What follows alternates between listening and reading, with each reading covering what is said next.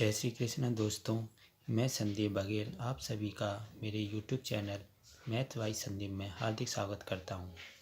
आज हम आपको एक ऐसा कॉन्सेप्ट बताएंगे एक्स्ट्रा क्लासेस में कि जैसे किसी त्रिभुज का क्षेत्रफल ज्ञात करना है जब उस त्रिभुज की तीनों माध्यिका दी हों, और उस किसी त्रिभुज का क्षेत्रफल ज्ञात करना जब उस त्रिभुज की तीनों शीर्ष लंब दी हों, मतलब माध्यिकाएं दी हों उस त्रिभुज का क्षेत्रफल ज्ञात करना, और जब उस त्रिभुज के शीर्ष लंब दी हों तो उसका क्षेत्रफल ज्ञात करना।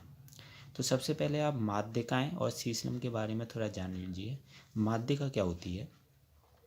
माध्यिका क्या है? त्रिभुज के किसी शीर्ष से सम्मुख भुजा पर खींची गई वह रेखा जो उस भुजा को समद्विभाजित करती है, जो उस भुजा को क्या करती है? समद्विभाजित करती है, माध्यिका कहलाती है। जैसे एक त्रिभुज है, इस ए बी सी, इसके तीन शीर्ष है, वर्टेक्स है।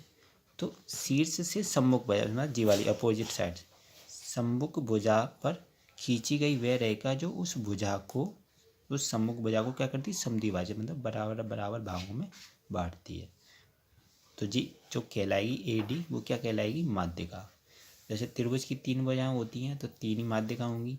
अब जैसे मान लो बी वर्टेक्स से खींचा, बी शीर्ष से सामने वाली भुजा को समद्विभाजित करती हुई एक रेखा खींची जो इस भुजा को समद्विभाजित करेगी, तो जो बी ई होगी वो क्या कहलाएगी? माध्यिका।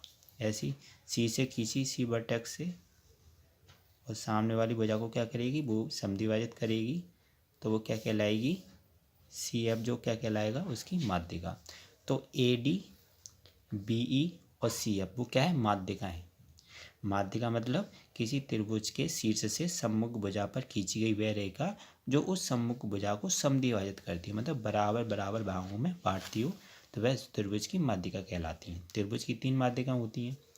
अब जैसे किसी त्रिभुज का क्षेत्रफल ज्ञात करना है और उस त्रिभुज की तीनों माध्यिका दी हो, तो उसका फॉर्मूला क्या होता है? तो एरिया ऑफ ट्राइंगल क्या होगा उसका? Area of triangle, area of triangle होगा 4/3, 4/3, और जो माध्यिका दी होंगी जैसे ए बी, ए डी दी हो, बी ई दी हो, सी एफ दी हो, तो तीनों जो माध्यिका दी हों तो माध्यिकाओं से बने त्रिभुज का क्षेत्रफल, माध्यिकाओं से बने त्रिभुज का क्षेत्रफल। तो किसी ट्रायंगल का एरिया निकालना हो जिसकी तीन माध्यिका दी हो तो क्या करेंगे? 4/3 और माध्यिकाओं से बने त्रिभुज का क्षेत्रफल। जैसे तीन माध्यिका दी होंगी, मान लो कोई भी माध्यिका दी हो, ए बी बराबर 3 दिया हो, ए डी बराबर 3 दिया हो, बी बराबर 4 और सी एफ बराबर 5, तो 4 5 या 3 होंगी उसकी भुजाएं। तो उसी भुजा से एक त्रिभुज बना लेंगे, उस त्रिभुज का क्षेत्रफल निकाल देंगे और उसका 4/3 कर देंगे, तो वो क्या हो जाएगा? उस पूरे एरिया, उस ट्रायंगल का क्या हो जाएगा? एरिया हो जाएगा। अब जैसे कि अब दूसरा कॉन्सेप्ट, अब उस त्रिभुज का क्षेत्रफल ज्ञात करना है जब उस त्रिभुज के तीनों शीर्ष लंब दी हों। क्या दी हों? तीनों शीर्ष लंब। अब शीर्ष लंब क्या होता है जी? समझो, शीर्ष लंब वह है कि त्रिभुज के किसी शीर्ष से, त्रिभुज के किसी शीर्ष से सम्मुख भुजा, सामने वाली भुजा भी बोल सकते हैं, सम्मुख भुजा पर खींचा गया लंब। लंब क्या होता है? लंब मतलब एक परपेंडिकुलर लाइन जो 90 डिग्री का एंगल बना रही हो। खींचा गया लंब उस त्रिभुज का शीर्ष लंब कहलाता है। जैसे एक जी कोई त्रिभुज दिया है,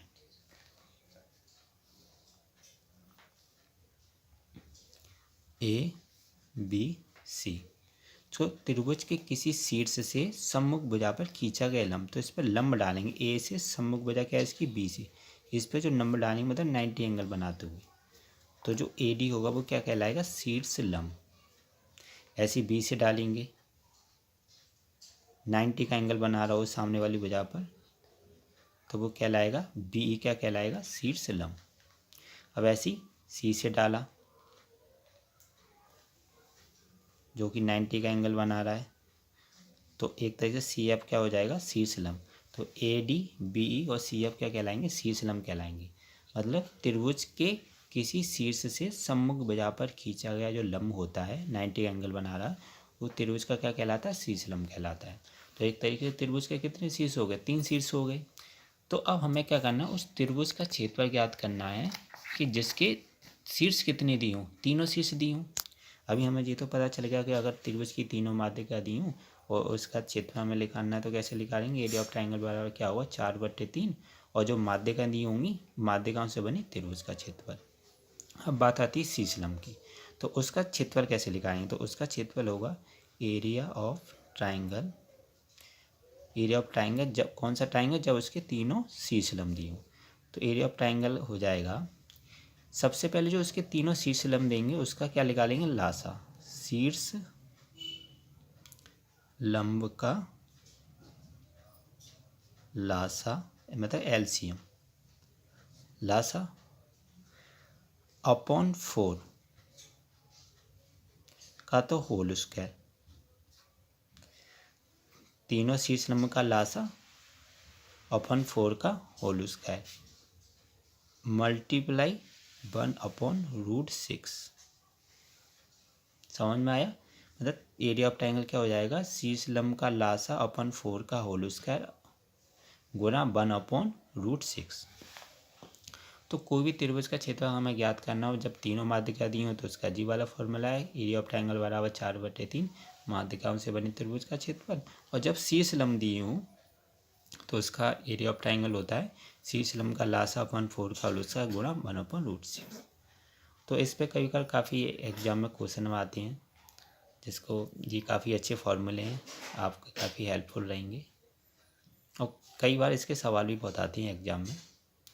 तो दोस्तों आशा करता हूँ आपको वीडियो अच्छा लगा होगा। अगर वीडियो अच्छा लगा है तो लाइक करना बिल्कुल मत भूलें, शेयर करें ज़्यादा से ज़्यादा फ्रेंड्स फैमिली मेम्बर्स के साथ। और अभी तक अगर आप चैनल को नहीं सब्सक्राइब किए हैं तो चैनल को ज़रूर सब्सक्राइब करें, बेल आइकन दबा के और नोटिफिकेशन में रखिएगा। इससे क्या होगा कि जब भी मैं वीडियो डालूँगा आपको उस वीडियो का नोटिफिकेशन मिल जाया करेगा और आप उस वीडियो को देख लिया करेंगे। मिलता हूँ नेक्स्ट वीडियो में दोस्तों, थैंक यू सो मच।